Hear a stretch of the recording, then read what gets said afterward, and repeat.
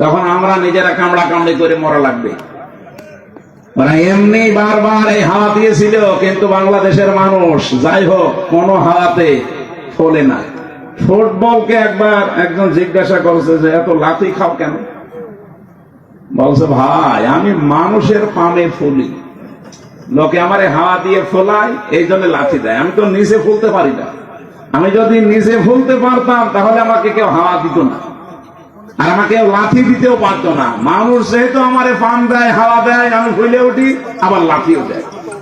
অন্তত আমরা আর কোন কারোর পামে হাওয়ায় ফুলতে রাজি না। সে আমেরিকা বলেন, ইন্ডিয়া বলেন, চীন বলেন, রাশিয়া বলেন, কারো হাওয়া পেয়ে ফুলতে পারবে? আমরা ফুলতে চাই আমাদের নিজেদের হাওয়ায়। এই কথা বলেন না কেন? আমার কথার অর্থ বোঝেননি? আমরা ফুলতে চাই কার হাওয়ায়?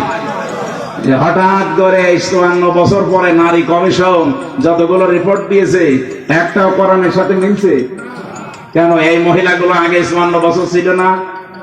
ছিল। হঠাৎ এটা করছে কেন? এদের পেছনে রাঘব বোয়াল আছে। কারা আছে এখন টের পাওয়া যাচ্ছে। 13 জন মানুষকে, 10 জন মানুষকে আপনি কমিশন বানালেন। এই 10 জন মানুষের ভেতরে সেই মহিলাগুলোর চেহারা দেখলাম, সব টিপ পরা। কি কথা বলছেন না কেন? এইগুলো এই 15.5 বছর এই জালেমা মহিলাকে টিকিয়ে রাখার জন্য বিভিন্ন কথা বিভিন্ন সময় বলতো। এই দেশে কি শুধু ওই 10 জন আর মহিলা নেই দেশে? ডক্টর নাসিমা হাসানকে নেওয়া যায়নি? ঢাকা বিশ্ববিদ্যালয়ের যে শিক্ষিকা, এই যে কুমিল্লায় বাড়ি, বলেছিল আমার ছেলের কলার চেপে ধরেছেন কেন, জবাব দেওয়া লাগবে। এই মেয়েটাকে নেওয়া যায়নি কমিশনে? তাহলে উল্টা পাল্টা রিপোর্ট দিতে পারতেন না। এমন এমন রিপোর্ট দিয়েছে, শয়তান পর্যন্ত চিন্তা করছে যে আমিও তো এ চিন্তা করি না। ওদের প্রথম রিপোর্টে কি দেখেছে? যে কোন স্বামী যদি স্ত্রীর সাথে সহবাস করতে চায়, স্ত্রী যদি বলে না আমার এখন হবে না, এরপরও স্বামী যদি সহবাস করে তাহলে ধর্ষণ মামলা হবে। ধর্ষণ মামলা হলে জজ রায় দেবে। ধর্ষণের বিচার কি? ফাঁসি। কথা বলছে না কেন? আপনার কি মনে হয় এই রিপোর্ট শুনিয়ে বলেন তো? ভালো। আপনি রায় দেওয়ার জন্য তো সাক্ষী লাগবে। এখন মানুষের মনের অবস্থা তো আর কেউ জানে না। একই জোর করেছে আর স্ত্রী কি রাজি হচ্ছিল না, এটা তো স্বামী স্ত্রী ছাড়া কেউ জানে না। এখন ওই জায়গায় সাক্ষীর জন্য আপনাকে মানুষ বসিয়ে রাখা লাগবে, অথবা ইউটিউবারদের রাখা লাগবে। আমার মাঝে মাঝে এই যে 318 পৃষ্ঠা পুরাটা পড়লাম, বই আমার মনে হচ্ছে এগুলো মেয়াদ উত্তীর্ণ গাঁজা খেয়েছে। মানে মেয়াদ আলা গাঁজা খেলে মানুষ এত নিচে নামে না। এই মেয়াদ পার হয়ে গেছে, ওই গাঁজা খেয়ে পোড়া মাতাল। এই জন্য এদেরকে নাটোরের পাশের জেলা পাবনায় পাঠানো দরকার। এরকম মানুষ বাইরে থাকলে সব সমাজ নষ্ট করে ফেলবে। কথা বলে না কেন? 1 নাম্বার গেল, আর বাকিগুলো তো আরো খারাপ। 2 নাম্বারে দিয়েছে যে দেহ আমার সিদ্ধান্ত আমার। দেহ আমার সিদ্ধান্ত, মানে দেহ কার? এ দেহ আপনি আমার এই যে 33 বছর বয়স, 34 বছর আগে হামজা নামে কেউ আমি ছিলাম না। আমার মা বাবার দায়িত্ব ছিল বিছানায় থাকা, বাকি যা করার কে করেছে? দেহ আমার হয় কি করি? আল্লাহ বলেন আমি বানিয়েছি, সিদ্ধান্ত বলেন বলেন। এই আয়াতের পুরা বিরুদ্ধে লিখেছে তারা, যে দেহ আমার সিদ্ধান্ত আমার। 3 নাম্বারে তারা লিখেছে যে যারা যৌনকর্মী আছে এদেরকে শ্রমিকের মর্যাদা দেওয়া লাগবে। আরে ভাই, যৌনকর্মী যারা, এরা যদি শ্রমিকের মর্যাদা পায়, তাহলে যারা ডাকাতি করে তারাও তো পুলিশকে বলবে ভাই আমরাও শ্রমিক, আপনারা আমাদের ধরবেন না, কারণ এই ডাকাতি করা খুব রিস্কের কাজ। আর যে শ্রম দেওয়া লাগে গাছ কেটে রাস্তায় ফেলে, কি কথা বলছে না? আমি সাতক্ষীরা থেকে আসার সময়, যে আশাশুনি মাছের ঘের এলাকা, ওই 17 সালের দিকে আসার সময় ডাকাত পড়েছিল রাস্তায়। বিশাল এক গাছ কেটে রাস্তায় ফেলেছে। কেবল মনে হয় একটু আগে কেটে ফেলে রেখেছে, কারণ গাছ কাটতে 2-3 জন সরিয়ে নিয়ে এসে একেবারে জায়গা মতো রাখতে দেখলাম। ওই যে সূর্য ইসের আলো জ্বলছিল লাইটের, ওর ঘাম ঝরছে। এখন আমি কাজ খুলে দিলাম, আমার দিকে তাকিয়ে বলছে, হুজুর আপনার টাকাও নেব, আল্লাহ মাফ করবে। যা আছে নিয়ে আমার গাড়িটা আগে ছেড়ে দিই। আল্লাহরে বিশ্বাস আছে। কি বলছে? বলছে আমাদের এলাকায় আপনি মাহফিলে এসেছিলেন, আপনাকে আবার চিনি, আপনার টাকাও নেব, আল্লাহ মাফ করবে, আপনি চলে যান। মানে গাছ এত কষ্ট করে ফেলে রেখেছো, ঘাম ঝরছে কপাল দিয়ে। ওরা তো তার পরের দিন প্রশাসনকে বলতে পারতো না যে ডাকাতি করা কি কষ্ট, আপনার তো টের পান না। গাছ কেটে 4-5 জন নিয়ে রাস্তায় ফেলে রাখা লাগে, এই দেখেন ঘাম ঝরছে, আমরা শ্রমিক। ওরা বলতে পারে না যে আমরা শ্রমিক, তাও তো ওদের শ্রমটা অন্তত হচ্ছে, একটা জুলুম হচ্ছে। তারপর কিন্তু যারা যৌন কর্মী, এদের উপরে কি জুলুম করলেন আপনি? বলেন, আপনি কি কি একটা ন্যায় বিচার দিলেন তাদের উপরে? আমার মনে হয় আপনি পার্সেন্টেজ খুঁজে দেখবেন, রাজবাড়ির এই দৌলতপুর ঘাটে, যশোরের এই জায়গায়, আর নারায়ণগঞ্জ একটা তো বন্ধ হয়ে গেছে, যেখানে যেই পতিতালয় ছিল ওখানে যে দেখেন যত মহিলা আছে, একটাও নিজের ইচ্ছা করে আমার মনে হয় যায়নি, গেলেও খুব কম। হয়তো ধোকায় পড়ে গেছে, প্রবঞ্চনার শিকার হয়ে, অথবা প্রেমে ছাকা খেয়ে যে কোনো কায়দায় ওখানে গেছে, যে আর বেড়াতে পারে না। প্রতিদিন এই যে 8টা 10টা 15 20টা পুরুষের সাথে তারা কি প্রোটেস্ট কিছু নেয়? কিভাবে তাদের ব্যবহার করছেন? আপনি যে বিশ্ব স্বাস্থ্য সংস্থা যে রিপোর্ট দেয়, স্বামী বাদে অন্যের সাথে মিলন যারা করে, এদের এই যে HIV কি বলে এটারে, এইডস হওয়ার সম্ভাবনা 100 ভাগের 99 ভাগ। আপনি এই কমিশনের মাধ্যমে রিপোর্ট দিয়ে যৌনকর্মীর উপর আপনি ন্যায় বিচার করেন না, আরো বিচার করছেন। ওদের সব এইডস এর দিকে ছেড়ে দিয়ে আমার মনে হয় ওরাও 2 দিন পরে দেখেন মিছিল বের করবে যে নারী কমিশন তো মানা দূরের কথা, ওদের ফাঁসি দিয়ে দেবে। শয়তানরা আমাদের জীবনের উপর আরো অত্যাচার বাড়িয়ে দিচ্ছে।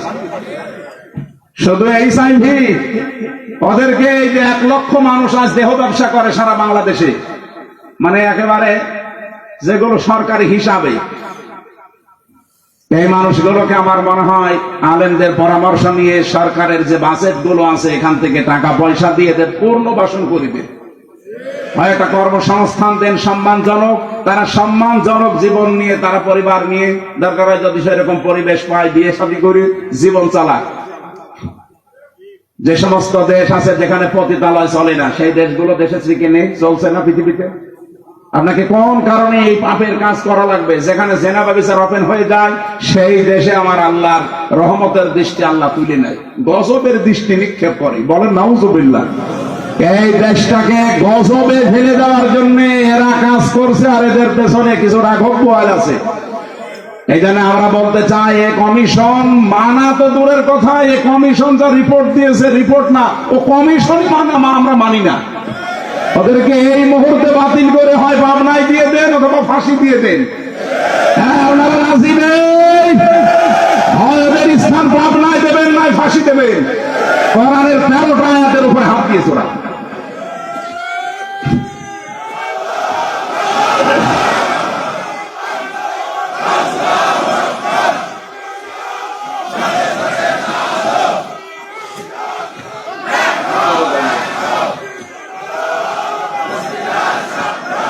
আমার ভাইরা,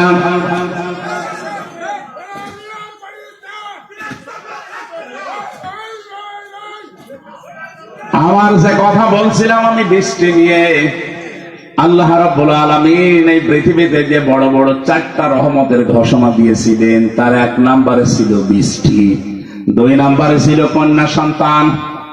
কিন্তু আমরা কন্যা সন্তানের নাম শুনলে বা আসলে আমার যে বাবা যারা, অনেক বাবা মন খারাপ করে। বিশ্বনবী জানিয়েছেন, কোন পরিবারে যদি 1টা কন্যা আসে, সঙ্গে সঙ্গে আল্লাহ 4 জন ফেরেশতা পাঠিয়ে দেয়। কোন পুরুষ মানুষ আসলেই সেখানে 4 জন নাই, 1 জন ফেরেশতা আছে। কথা কোরআন হাদিসে আছে, নেই? মেয়েরা যারা এসেছেন, সম্মানিতা মা বোনেরা, আপনাদের কাছে বিপদে ফেলার জন্য কমিশনে নারী নামে কিছু হিজড়া, এগুলো নারী বলা যায় না। এগুলো নারী বলবেন কি করে আপনি? ওদের চেহারার দিকে তাকিয়ে দেখেন, নারীর কোন বৈশিষ্ট্য ভেতরে পাওয়া যাচ্ছে না। এখানে আমরা মনে হয় মাইকে ঘোষণা দিলে যারা পুরুষ মানুষ যে মহিলা মহিলা প্যান্ডেলে যান, পুরুষগুলো পুরুষ প্যান্ডেলে যান, আর কিছু মানুষ হচ্ছে বিড়ি খেয়ে বেড়াচ্ছে, ওদের আপনি কোন প্যান্ডেলে ঢোকাবেন? নারী কমিশনে যে 10 জন মানুষ রিপোর্ট দিয়েছে, 10 জনের চেহারায় দেখলাম একটাও নারীর মতো মনে হচ্ছে না। পুরুষও তো তারা না, তারা তৃতীয় লিঙ্গ হবে। আপনাদের জন্য এটা ঠিক আছে, এই দেশের মহিলাদের প্রতিনিধিত্ব করার কোনো ক্ষমতা অধিকার আপনাদের নেই। মেয়েরা আল্লাহর সবচাইতে বড় রহমতের সৃষ্টি। আল্লাহ বলেন, দ্বিতীয় নম্বর, আমি যখন বান্দার উপরে বেশি খুশি হয়ে যাই, বৃষ্টি দেওয়ার পরে ওই এলাকায় মানুষের ঘরে আমি কন্যা সন্তান পাঠাই। এই জন্য যার একটা কন্যা আছে নিজেকে ছোট ভাববেন না। ছেলে হলে মেয়ে হলে এটা সিদ্ধান্ত আল্লাহ। ছেলে হলে আপনার সব কিছু করে দেবে, কে বলেছে আপনাকে? মেয়ে হলে দুনিয়া আখেরাত দুইটা উজ্জ্বল হয়ে যাবে। দুনিয়া তো আছেই, যদিও আমাদের এই দেশে ইসলাম না থাকার কারণে মেয়েদের অনেক অধিকার নষ্ট হচ্ছে। ইসলাম আসলে অধিকারগুলো পঙ্খানো মেয়েরা ফিরে পাবে। ওরা মেয়েরা মেয়েদের নাম দিয়ে বলেছে এদের অধিকার নেই, সমান অধিকার এদের দেওয়া লাগবে। কিভাবে দেবেন আপনি? আমি পুরুষ মানুষ, হাফ প্যান্ট পরে আমি খেজুর গাছে অন্তত রস পাড়তে পারবো, মেয়েরা পারবে? আমি এখন আমার মনে হয় শুধুমাত্র এই মাথা থেকে হাঁটু পর্যন্ত ঢাকা থাকলে নাভি থেকে একটা প্যান্ট পরে এখান থেকে কুষ্টিয়ায় চলে যেতে পারবো, কোনো অসুবিধা নেই। মেয়ে লোকে যেতে বলো তো পারে? কুষ্টিয়া না, এখান থেকে এই নাটোরের বাজার পর্যন্ত গেলে চারিদিকে সেল্লিবিল্লি হয়ে যাবে। আর ওদের বলে সমান অধিকার দেওয়া লাগে। অধিকার সমান কিসের? ওদের মর্যাদা আমাদের চাইতে 3 গুণ বেশি। সুবহানাল্লাহ বলতে পারেন নাই? এই জন্য মেয়ে যাদের বাড়িতে আসে, হযরত ওমর বলেন যে বাড়িতে একটা মেয়ে আছে, মনে করবেন সেই বাড়িতে আল্লাহর একটা জান্নাত আছে। সুতরাং যারা মেয়ের বাবা আছেন, 1 মেয়ের বাবা আপনার একটা জান্নাত, 2 মেয়ের বাবা আপনার 2টা জান্নাত, 3 মেয়ের বাবা আপনার 3টা জান্নাত। আল্লাহ রাব্বুল আলামিন আমাদেরকে 3টা মেয়ে দিয়েছে। আল্লাহ আমাদেরকে যেন নবীর এই হাদিস অনুযায়ী জান্নাতে এরকম 1টা 2টা 3টা করে দান করেন, বলেন আমিন। 3 নম্বরে একটু ভালো করে শুনবেন হাদিসটা। আল্লাহর নবী বলেন 3 নম্বরে আল্লাহ যখন বেশি খুশি হয়ে যায় তখন ওর বাড়িতে আল্লাহ মেহমান পাঠায়। আমাদের তো সমস্যা, মেহমান আসলে আমাদের মন খারাপ হয়ে যায়। 4 নম্বরে বিশ্বনবী মুহাম্মদ রাসূলুল্লাহ জানিয়েছেন এই পৃথিবীতে আল্লাহ সব চাইতে এখন একেবারে খুব বেশি বান্দার উপরে খুশি হয় তখন তাকে রোগ দেয়। এখানে রোগ শোক হলে আপনার জীবনের অপরাধ গুলো আল্লাহ মাফ করেন। জানা অজানা যত অপরাধ করেছিলেন এগুলো আল্লাহ আস্তে আস্তে রোগের কারণে, যদি জ্বর হয় এই জ্বরের কারণে একটা গুনাহ আল্লাহ মাফ করে দেয়। পথে চলতে ফিরতে হোঁচট খেয়েছেন, হোঁচট খেয়ে হঠাৎ করে নখ ভেঙে গেছে, রক্ত বের হচ্ছে, মনে করবেন আমার একটা গুনাহ আল্লাহ মাফ করে দিয়েছে। এখানে রোগ শোক হলে আল্লাহর কাছে শিকায়ত করা না, অভিযোগ করা না, আরো শুকরিয়া করা দরকার। যদিও দুনিয়ায় কষ্ট হচ্ছে, এই কষ্টের মাধ্যমে আমার জীবনের পরবর্তী যে জীবন আমার আখিরাতের শুরু হচ্ছে, এটা শান্তি, স্বস্তি এবং কল্যাণময় আল্লাহ করার চেষ্টায় আছে। সুবহানাল্লাহ। নবীজি বলেন 4টা রহমত তো মানুষ খারাপ ভাবে অসন্তুষ্ট হয়, পছন্দ করে না, কিন্তু 4টা গজব আছে দুনিয়ায়। এই 4টা গজব পেলে মানুষ খুব খুশি হয়। 1 নম্বরে যৌতুক। এটা কি? এটা গজব। এইটা পেলে আমরা খুশি না বেজার? সে হুজুর বলেন আর খেজুর বলেন, সবাই যৌতুকের জন্য খুশি। অথচ যৌতুকের টাকা খাওয়া আর পায়খানা খাওয়া এটা সমান না? না, সমানও না। কারণ পায়খানা খেলে একটা গুনাহ হয়, আর যৌতুকের টাকা নিলে ডবল গুনাহ হয়। একদিকে তো কবিরা গুনাহ, আর একটা জুলুমের গুনাহ। মেয়ের বাপের খুশি ছাড়া, তার মন থেকে খুশি হওয়া ছাড়া তার বাড়িতে ছেলের বাড়ির লোকজন যে একটা পান খাওয়াও জায়েজ নেই। কি কথা বলছেন? আমাকে বানালাম এটা হাদিস। নবীজি বলেন যতদিন আমার যতগুলো বিবাহ করেছি, যত মেয়েকে বিয়ে দিয়েছি, আমার একটা মেয়েকে কোনোদিন যৌতুকের টাকা দিয়ে, সম্পদ দিয়ে বিয়ে দেওয়া লাগে নাই। প্রতিটি বিয়েতে আমি আমার মেয়েদের এবং আমার বিয়েতে আমি অলিমা করেছি। কি করেছি বলেন তো? অলিমা কি ছেলের বাড়ি হয় না মেয়ের বাড়ি? বলেন বলেন। মেয়ের বাড়ি বলল কে? মেয়ের বাড়ি অলিমা হবে কেন? মেয়ের বাড়ি হয় বরযাত্রী মানুষ যায়, অথচ বরযাত্রী ইসলামে নেই। নাটোরবাসী আজকে থেকে সিদ্ধান্ত নিয়ে বাড়ি যাবেন, জীবনে আর কোনদিন কারো বরযাত্রী যাব না। আজকের ওয়াজ শুনতে এসে বলতেছি জীবনে খাওয়া দাওয়া বন্ধ হয়ে গেল। আরে ভাই, ইসলামে যেটা নেই ওটা আপনি করে আনন্দ পাবেন, আর ডবল গুনাহ হবে। কারণ এমনি জায়েজ নেই, তারপর আপনি আনন্দে আনন্দে গিয়েছেন। হ্যাঁ, যদি কেউ দাওয়াত দিতে আসেন বলবেন যে অলিমা করেন, আমি আপনার বাড়ি দরকার 5 দিন যেয়ে খাবে। যৌতুক আজকে থেকে বন্ধ। যৌতুক মনে করেন শুধু টাকা নিয়ে, ফ্রিজ নিয়ে, টেলিভিশন নিয়ে, মোটরসাইকেল নিয়ে না।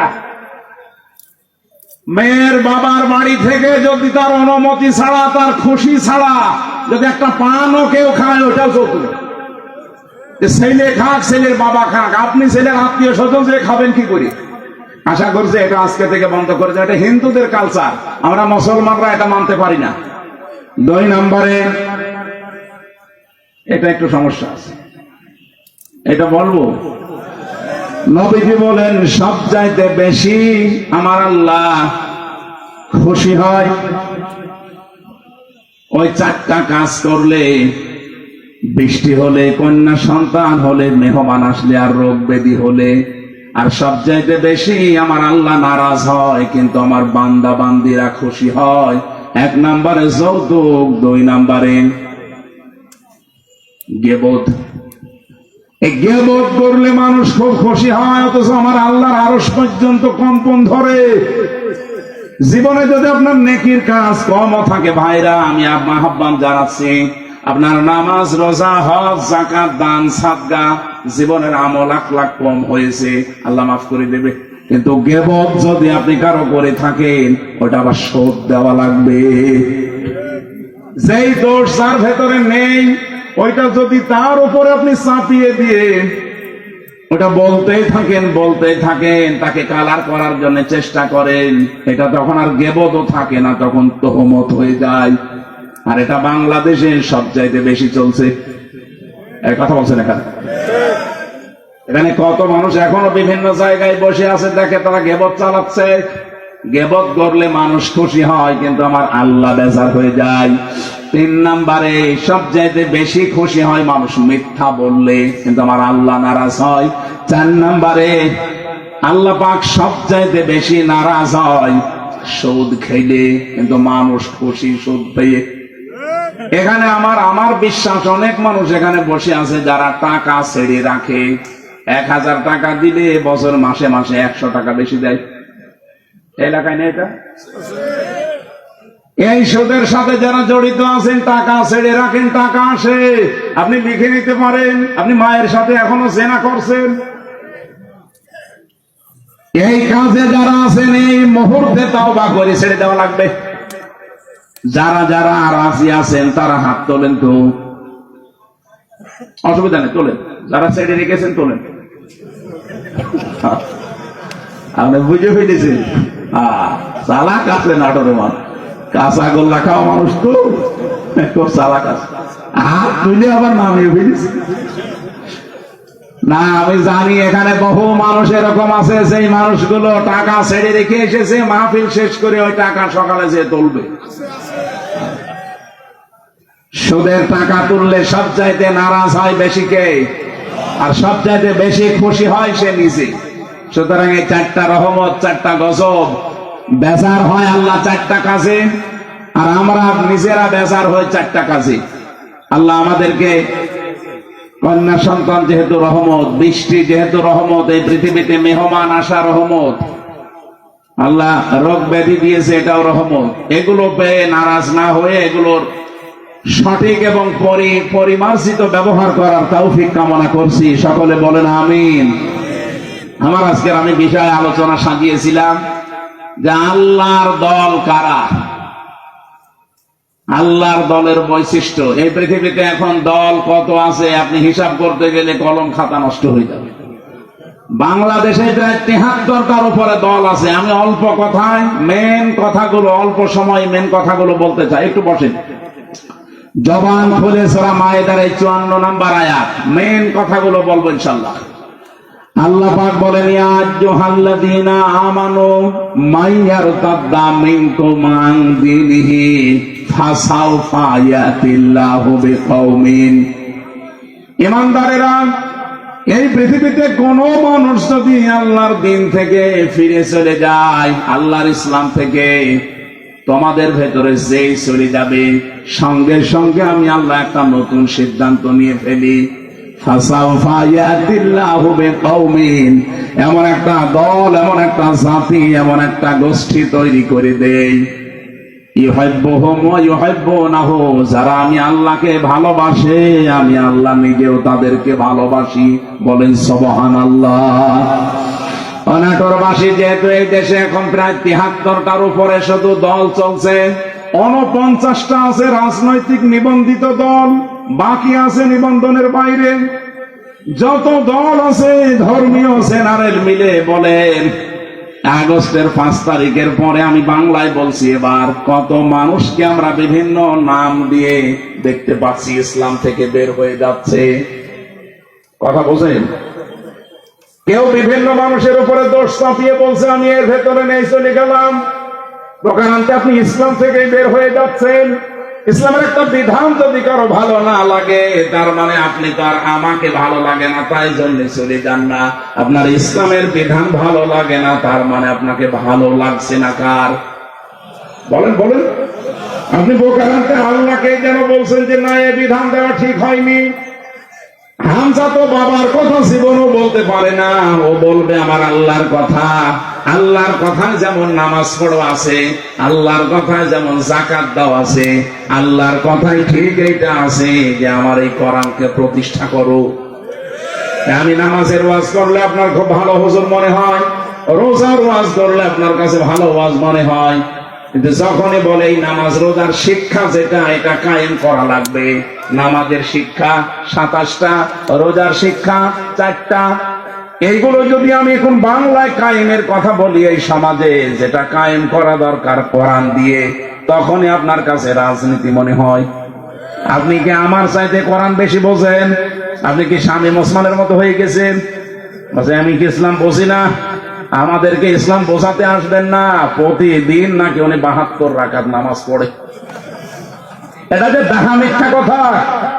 এখানে যদি আলেম থাকে জিজ্ঞাসা করেন, দেখেন তো সর্বোচ্চ তাহাজ্জুদের নামাজ 8 রাকাত থেকে 12 রাকাত। কি কথা বলছেন? এখানে 8 রাকাতের উপরে তাহাজ্জুদের নামাজ আপনি কোথায় পেলেন?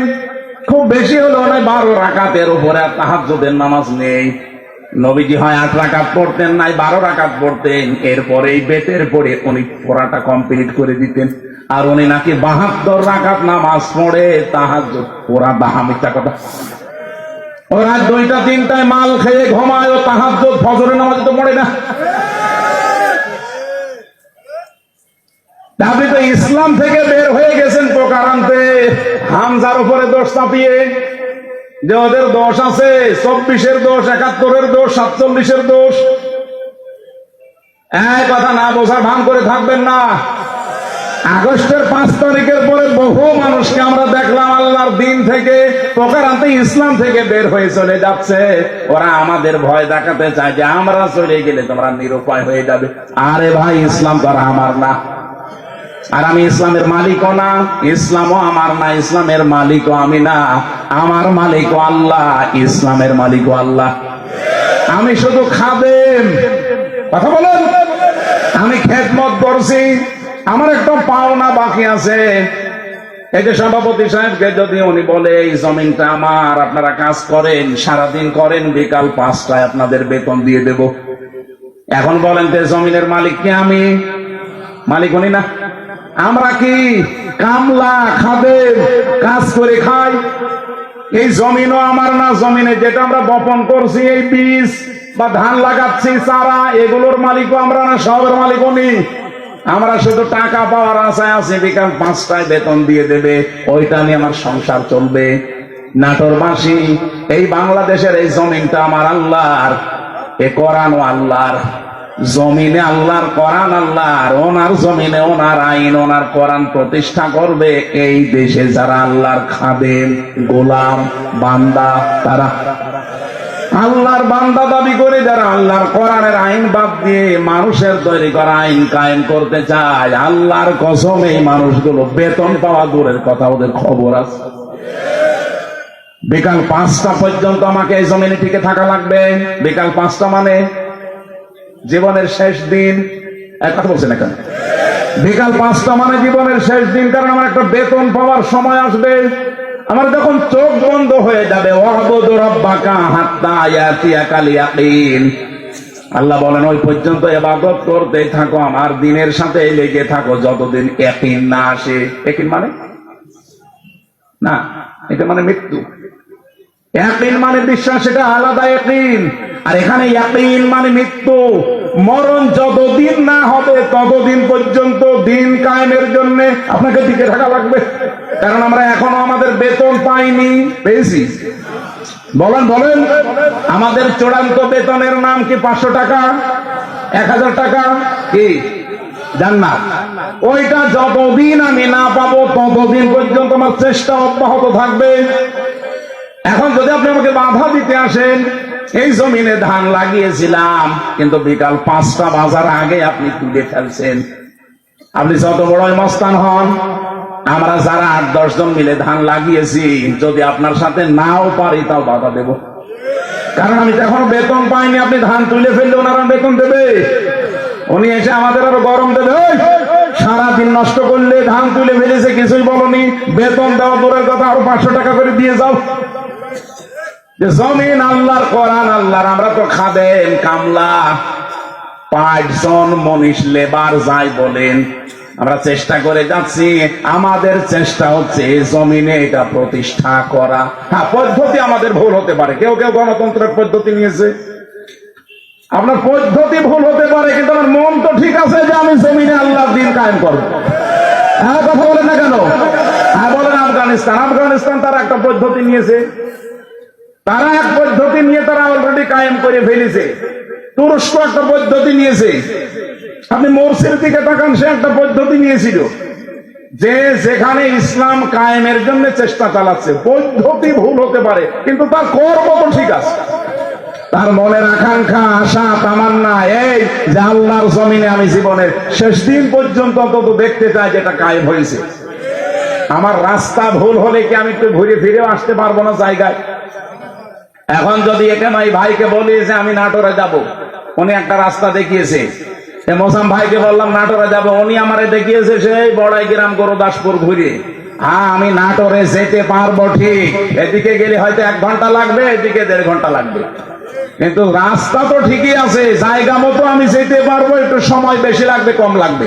বাংলাদেশ সহ বিশ্বে যারা ইসলাম কায়েমের জন্য চেষ্টা চালাচ্ছে সবার মনের অবস্থা ঠিক আছে, কিন্তু রাস্তাটা একটু ভিন্ন হওয়ার কারণে অনেক মানুষ ফতোয়া দেয় উল্টাপাল্টা, ওরা গণতন্ত্র করে, জীবনেও কায়েম করতে পারবে না।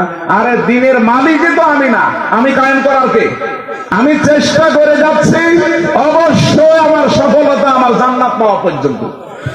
কিন্তু এর ভেতরে যদি কেউ মাস্তানি করতে আসেন, ধান বানানো, লাগানো, ধান বীজ তুলে ফেলবেন, আর আমি বেতন পাওয়ার আগে আপনাকে ছেড়ে দেবো, জীবনও না, দরকার আপনার সাথে মারামারি হবে।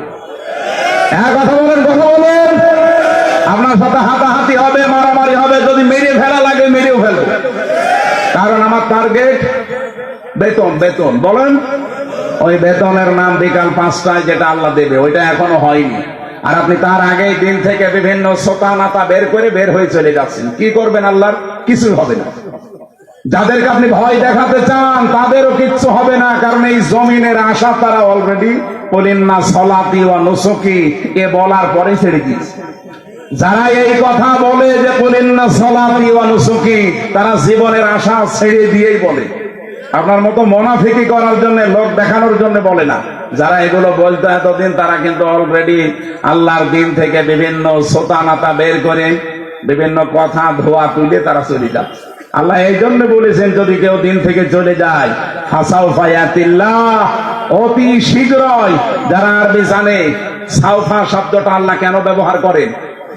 সিন, সাউফা, কদ, লাম, এরকম 13টা শব্দ আছে। কোন সেন্টেন্সের আগে যদি আসে বাংলা অর্থ দাঁড়ায় খুব তাড়াতাড়ি। আল্লাহ বলেন যদি কেউ দিন থেকে মুখ ফিরিয়ে চলে যায়, আমি শুধু দেখবো, দেখার পরে অতি তাড়াতাড়ি ইয়াতিল্লাহু বিকওমিন, একটা দল তৈরি করে দেব। তারা কি? আমি আল্লাহকে ভালোবাসবে, আমি আল্লাহ নিজেদেরকে তাদেরকে ভালোবাসবো। তাদের গুণাগুণ কি হবে? এই যে আল্লাহর দলের বৈশিষ্ট্যগুলো বলতে আল্লাহ কথাগুলো দিয়েছেন। রব্বুল আলামিন বলেন তাদের গুণাগুণ হবে প্রথমত 3টা। আজিল্লাতিন আলাল মুমিনিন, আইজ্জাতিন আলাল কাফিরিন। তারা নিজেদের প্রতি মুমিনের প্রতি হবে রহমদিন, কিন্তু কাফেরদের প্রতি হবে তারা কঠোর, বজ্রমুঠো। বাংলাদেশে আজ দেখান একটা দল কিন্তু অলরেডি আল্লাহ তৈরি করে দিয়েছে, যারা নিজেদের প্রতি এত রহমদিল, নিজের আপন ভাইয়ের সাথেও তাদের এত ভালোবাসা নেই। আমি আমার নিজেরটাই বলছি ভাই, আল্লাহর কসম, আপনাদের এই যে মোজাম্মেল, এই যে মোজাম্মেল ভাইয়ের বাড়ি নাটোরে, আমার বাড়ি কুষ্টিয়া, ওনার সাথে আমার আত্মীয়তা নেই, রক্তের সম্পর্ক নেই। ওনার আমি শুধুমাত্র ভালোবাসি একামতে দিনের কারণে। আর এই ভালোবাসা মহাব্বতটা আল্লাহ নিজে পয়দা করে দিয়েছে। কারণ যখন আল্লাহর দিন থেকে মানুষ মুখ ফিরিয়ে নেয়, তখন একটা দল আল্লাহ নিজে তৈরি করে দেয়। ওই দলের প্রথম বৈশিষ্ট্য তারা নিজেদের প্রতি রহমদিল হয়, মহব্বত, ভালোবাসা তৈরি হয়, কিন্তু কাফেরদের প্রতি তারা কঠোর। আপনি একটা আল্লাহর বিরুদ্ধে অবস্থান নিয়ে দেখেন, নাটোর, কুষ্টিয়া, পাবনা থাকবে না। একামতে দিনের কর্মী যারা কুষ্টিয়াও যা, চট্টগ্রামও তাই, সব একবারে রাস্তায় নেমে আসবে। কারণ কাফেরদের প্রতি আমাদের কঠোরতা এটা তৈরি করে দিয়েছে কে? আপনি অন্যান্য কিছু খেয়াল করে দেখেন, তারা নামে কিনা, জীবনও পাবেন না। ইউজাহিদুনা ফি সাবিলিল্লাহি ওয়া লা ইয়াখাফুনা লাওমাতা লাইম। তারা আল্লাহর দ্বীন এই জমিনে প্রতিষ্ঠা করার জন্য জিহাদ করবে, সংগ্রাম করবে, চেষ্টা চালাবে, পরিশ্রম করবে, প্রচেষ্টা করবে, কিন্তু কোনো ওয়ালা ইয়াখাফুনা, ভয় পাবে না, লাওমাতা লাইম, কোন তিরস্কারকারীর তিরস্কারকে তারা পাত্তা দেবে না। আমি যেই দিন থেকে কুলিন্না সলাতি ওয়া নুসুকি ওয়া মাহইয়ায়া ওয়া মামাতি লিল্লাহি রাব্বিল আলামিন বুঝে বুঝে পড়েছি, ওই দিন থেকে কে আমার পেছনে লেগেছে, কে বদ করে, আমার উপরে আন্দাজে দোষ চাপায়, কোনো কিছু আমার মনে আর স্থান নেই। আমার মনে হয় এই দেশে যারা একামতে দিনের কর্মী, আল্লাহর কসম, তাদেরকেও আপনি এইভাবেই পাবেন। কোন তিরস্কারকারী তিরস্কারকে তারা পাত্তা দেবে। আমাকে রাজাকার পর্যন্ত বলা হয়েছে, কিন্তু আমি কি রাজাকার? আমার 33 বয়সে যদি রাজাকার হয়, কিন্তু এই কথা বলে আপনি দাবিয়ে রাখবেন, আপনি বলবেন ও শিবিরের রক্তটা কর্মী, এই কথা বলে দাবিয়ে রাখবেন। ও জামাত ইসলাম করে, ও চরমনার মুরিদ, এই কথা বলে দাবিয়ে রাখতে পারবেন না। কারণ কোন তিরস্কারকারীর তিরস্কারকে আমি থোড়াই কিয়া পাত্তাই দেই না। এই গুণটা তৈরি করে দিয়েছে কে? আল্লাহ বলেন যালিকা ফাদলুল্লাহ, এটা আল্লাহর অনুগ্রহ, যাকে তাকে আল্লাহ দেয় না। ইউতিহি মাইয়াশা, যাকে আল্লাহ ইচ্ছা করে তাকে দেয়। সুতরাং এই বাংলাদেশে আল্লাহর দলের বৈশিষ্ট্য 3টা পেলাম। তারা নিজেদের প্রতি রহমদিল হবে, কাফেরদের কোন বিধান যদি দেখে, কাফেরদের কোন কাজ কারবার দেখলে তারা বজ্রকণ্ঠ হয়ে যাবে। এতদিন পর্যন্ত যত সংস্কার এসেছে, কোন সংস্কারে বাংলার মুসলমানেরা বাধা দেয়নি, দিয়েছে না? দেয়নি। কিন্তু নারী কমিশন 13টা রিপোর্ট দেওয়ার পরে আমরা বাধা দিয়েছি কেন? কারণ তারা শুধুমাত্র সংস্কার করে না, তারা আল্লাহর কোরআনে হাত দিয়েছে। আর এই জায়গায় তখন আমরা এক হয়ে গেছি। হেফাজত নেই, চরমনা নেই, জামাত ইসলাম নেই, খেলাফত নেই, সব তখন বাংলাদেশে এক। আপনি দেখেননি, সব এক হয়ে বলেছেন এটা তো মানা দূরের কথা, এ কমিশনই মানি না। আমির জামাত ডাক্তার শফিকুর রহমান এটা বলে নাই যে কমিশন তো দূরের কথা, ও কমিশনই মানি না। যদি বেশি ঝামেলা করেন আবার কিন্তু আগস্টের 5 তারিখ আসতেছে।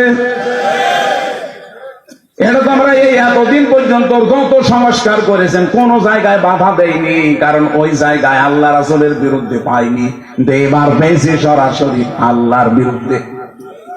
আজিল্লাতিন আলাল মুমিনিন আইজ্জাতিন আলাল কাফিরিন। আমরা নিজেদের প্রতি ভালোবাসা, মহাব্বত, স্নেহময়, স্নেহশীল আছি, বললাম না মোজাম্মেলের সাথে সত্যি বলছি, আমার সম্পর্ক আত্মীয়তার না, রক্তের না, শুধু দিনের, শুধুমাত্র দিনের সম্পর্ক।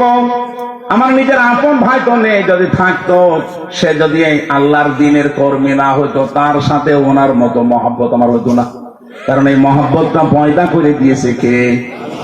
2 নাম্বার, আমরা কাফেরদের প্রতি কিন্তু কঠোর, যেহেতু ওরা নারী সংস্কারের নাম নিয়ে আল্লাহর কোরআনের 13টা আয়াতে অলরেডি হাত দিয়েছে, এই জন্য ওরা কাফের। বলে আমরা মনে হয় ওদের জানাজা পড়া এখন তওবা না করলে ঠিক হবে না। যারাই নারী কমিশনে আছেন, যদি সাপোর্টও কেউ করেন, আপনিও কাফের, আপনার প্রতিও আমরা বাধ্য হব কঠোর হতে। আর আল্লাহর দ্বীনে জমিনে কায়েম করতে, হয়তো আমাদের রাস্তা, আবার বলছি, তরিকা ভুল হতে পারে, কিন্তু আমাদের মন ঠিক আছে। আমরা চাই আল্লাহর জমিনে আল্লাহর সিদ্ধান্ত চলবে। এই জায়গায় কেউ যদি বাধা দেয়, তিরস্কার করে, উল্টাপাল্টা গালি দেয়, থোড়াই কি আর জীবনে কিছু মনে করি নাই, করবো না। এটা বৈশিষ্ট্য কে দিয়েছে?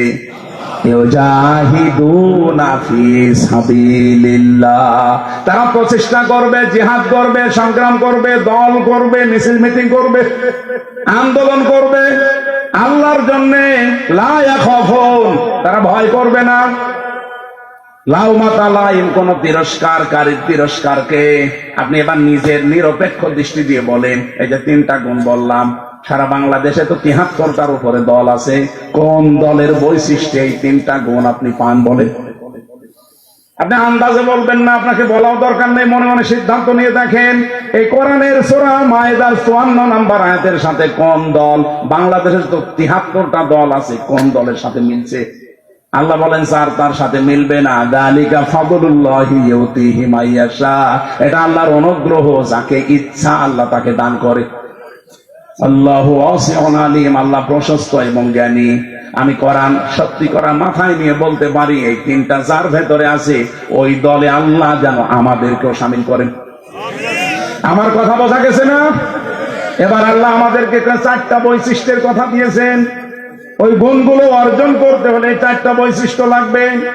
55 নম্বর আয়াতে আছে, আর 56 নম্বর আয়াতে আছে, এই দল বিজয়ী হবে। কারণ বিজয়ী হওয়া এটা আমি আল্লাহ আমার জন্য আর ইমানদারদের জন্য আমার রাসূলের পক্ষ থেকে আমি এটা লিখে দিয়েছি। কাতাবাল্লাহু লিআগলিবান্না আনা ওয়া রুসুলি, বিজয়ী হওয়া এটা আমি আল্লাহ আমার নিজের জন্য লিখে দিলাম। দুনিয়ায় যা কিছু দেখো না কেন, সর্বশেষ বিজয়ের মালা পরবে কে? এটা আল্লাহ লিখে দিয়েছেন। এই জন্য আল্লাহ যেহেতু একটা দল নিজে তৈরি করে দেবেন, ওই দলের বৈশিষ্ট্য যেগুলো বললাম, এগুলো যেই দলের ভেতরে পাবেন, মনে করবেন ওদেরকে আল্লাহ নিজে বানিয়েছে। এই আয়াত আমি নিজে এখন বানালাম। এত সহজ বাংলায় বলার পরেও কিছু মানুষ এখনো বোঝে না। আমার মনে হয় ও আজরাইল দেখার আগে আর বুঝবে না।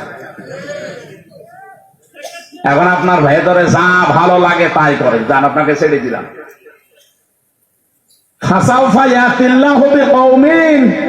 অতি শীঘ্র একটা দল আমি বানিয়ে দেব, যে এই দলকে